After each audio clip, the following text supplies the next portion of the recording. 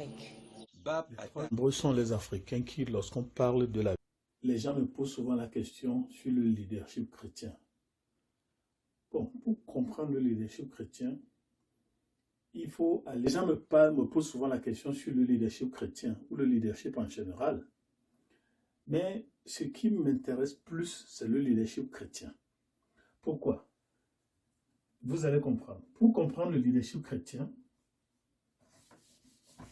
il faut aller dans Marc 10, le verset 42 à 45. Pourquoi? Quand vous lisez Marc 10, le verset 42, Jésus dit, vous savez que ceux qu'on regarde comme les chefs des nations les tyrannisent. Vous avez le mot tyranniser ou le verbe tyranniser. Ça, c'est les chefs des nations. Et ceux qu'on regarde comme grands les dominent. Donc, vous avez dominé. Et ça fait le grand. Est-ce que vous suivez? Donc, Jésus, dans Marc 10, verset 42, est en train de faire le résumé du leadership qui a toujours existé dans le monde avant son arrivée, que ce soit dans le domaine chrétien ou non. Donc, il dit, les chefs des nations, c'est des gens qui aiment tyranniser, et les gens qui sont regardés comme grands aiment dominer. C'est ce qu'on appelle le leadership des nations. Leadership des nations. Et nation ici veut dire tout sauf Israël. Nation ici veut dire tout sauf Israël.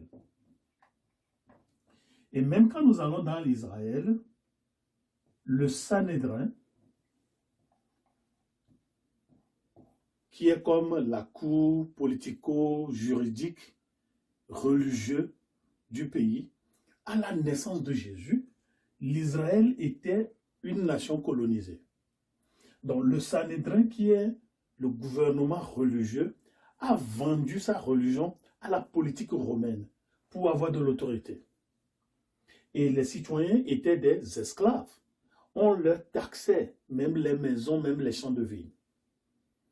Et donc, ce leadership des nations vient de quelqu'un. Ce leadership des nations vient de ce monsieur, Satan.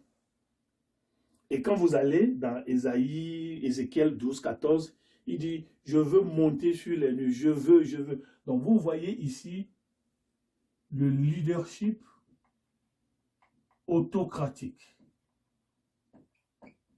Leadership autocratique, vertical, hiérarchique, non négocié, non divisable. Donc Jésus a constaté que ses disciples avaient toujours ce type de leadership dans leur tête. Et pour aller un peu plus en arrière, si tu le testes dans le temps, dans l'espace, il faut voir ce qui s'est passé. Avant que Jésus ne dise ça, vous allez voir que Jean et Jacques,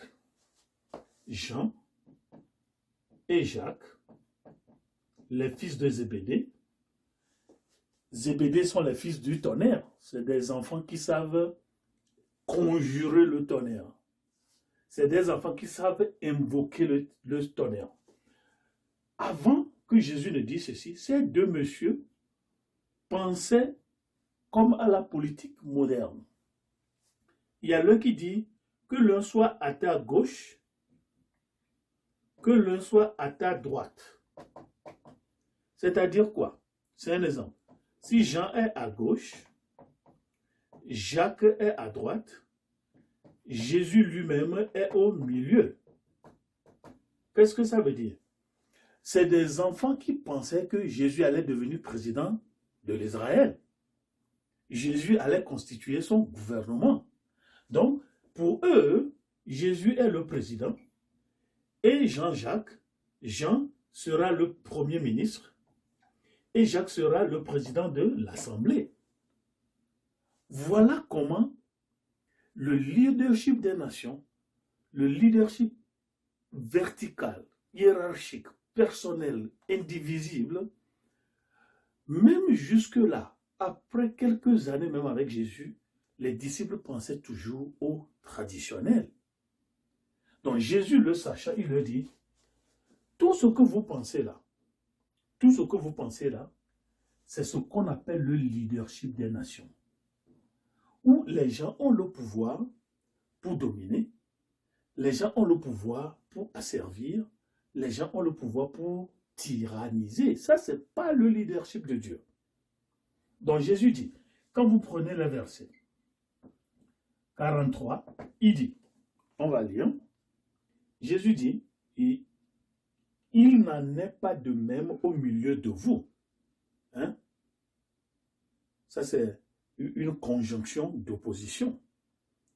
Ne faites pas ce que vos présidents font.